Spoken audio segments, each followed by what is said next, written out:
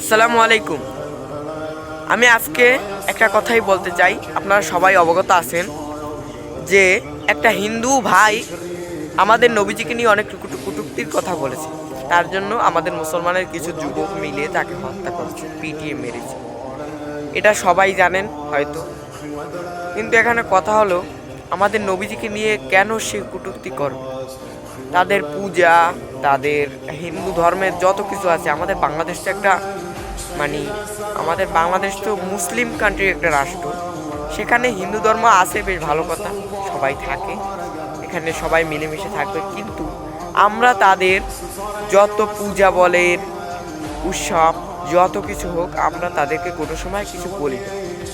কিন্তু তিনি কেন আমাদের নবীজিকে নিয়ে কটূক্তি কথা কেন বলবে? তার জন্যই আমাদের যুবকরা ক্ষেপে গেছে।